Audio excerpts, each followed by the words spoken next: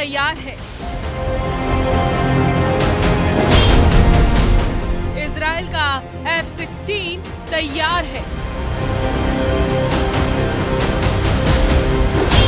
Israel को America से मिला F-35 भी तैयार है।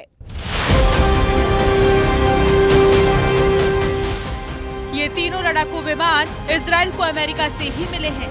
ये तीनों जेट इजराइल के सबसे खतरनाक स्ट्राइक मिशन के लिए तैयार हो चुके हैं।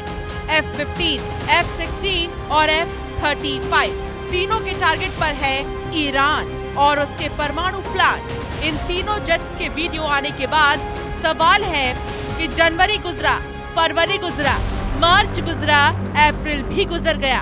अब मई के आखिर में क्या होगा?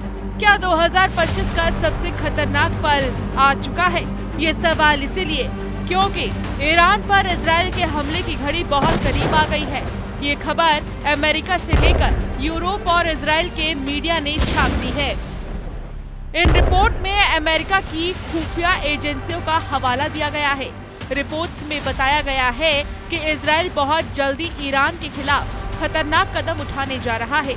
अमेरिका की इंटेलिजेंस एजेंसियों के मुताबिक इजराइल ने ईरान के परमाणु ठिकानों पर हमला करने की तैयारी कर ली है और ये स्ट्राइक बहुत जल्दी अंजाम दी जा सकती है।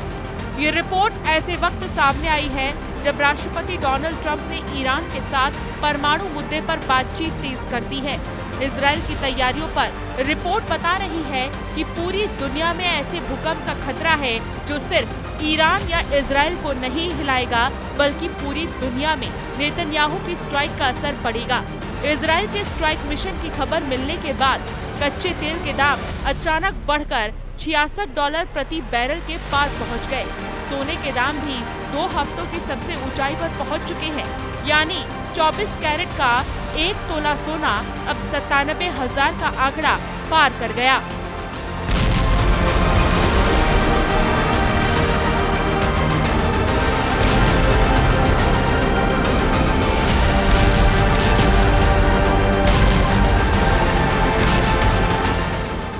अब सवाल है कि ईरान और इजराइल के बीच क्या होने वाला है।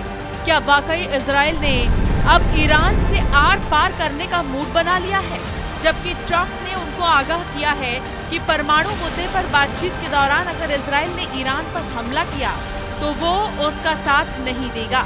हालात बहुत ज्यादा गंभीर हैं। अगर ऐसी स्ट्राइक होती है तो वो बारूद का ढेर आग बनकर पूरी दुनिया को जला सकता है, जिस पर पूरा पश्चिम एशिया इस वक्त बहुत मुश्किल से टिकने की कोशिश कर रहा है। ईरान पर ट्रंप के विशेष दूत स्टीव विटकॉफ ने कहा है कि संवर्धन अमेरिका के लिए लाल रेखा है। ईरान के विदेश मंत्री कह रहे हैं कि वो इसे जारी रखेंगे। ऐसे में अमेरिका अब आगे क्या करेगा? अमेरिका खुफिया अधिकारियों का हवाला देकर बताया गया है कि ईरान पर स्ट्राइक को लेकर नेतन्याहू ने अभी आखिरी फैसला नहीं किया है, लेकिन उनकी तैयारी इस वक्त पूरी है। इजराइल अब हमले के लिए आगे कदम बढ़ाता है या नहीं, ये पूरी तरह ईरान और अमेरिका की बातचीत पर निर्भर है। परमाणु मुद्दे पर अमेरिका और ईरान की बातचीत में सबसे बड़ा मुद्दा है यूरेनियम संवर्धन, और ईरान ने कह दिया है कि दुनिया की कोई ताकत उसे परमाणु ऊर्जा का इस्तेमाल करने से नहीं रोक सकती, न ही उसका परमाणु संवर्धन की प्रक्रिया पर ब्रेक लगाने का इरादा कामयाब होगा। ईरान के परमाणु कार्यक्रम को लेकर CIA और उससे जुड़ी एजेंसियां लगातार एक्टिव हैं। खबर है कि उन्होंने अब इजराइल के कम्युनिकेशन सिस्टम और उसकी मिलिट्री बेस पर चल रही गतिविधियों को भी ट्रैक किया है।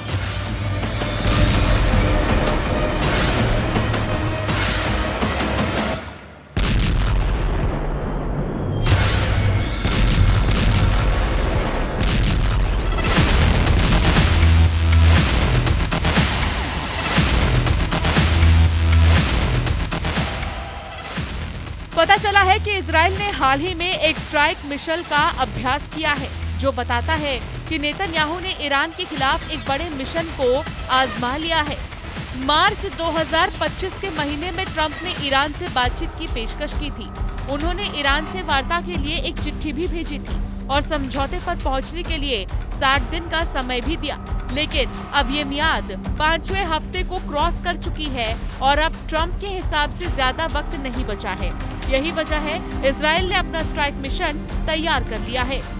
ईरान ने जनवरी 2025 में अब तक इतने हथियार जमा कर लिए हैं कि एक बड़े युद्ध को लॉन्च करने वाला हमला किया जा सकता है।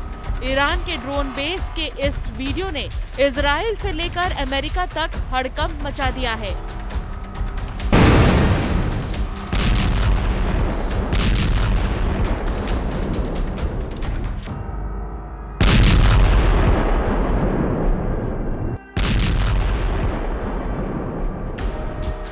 ईरान को साफ साफ नजर आ रहा है कि अब उसे एक नए वॉर जोन के लिए तैयार रहना होगा।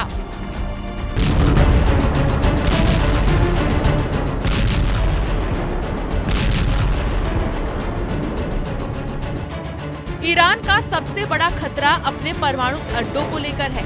ईरान को खतरा उसकी सबसे बड़ी ताकत मिसाइल बेस को लेकर है। ईरान को खतरा उसकी सबसे बड़ी फोर्स रेवोल्यूशनरी गार्ड्स को लेकर है। ईरान को खतरा उसके तेल के ठिकानों को लेकर भी है, जिस पर इजराइल की नजर गड़ी हुई है। ये चारों ताकत इस वक्त अमेरिका और इजराइल के टारगेट पर हैं। डोनाल्ड ट्रंप ने इजराइल को 2000 पाउंड वाले बम की सप्लाई भी जारी रखी हुई है।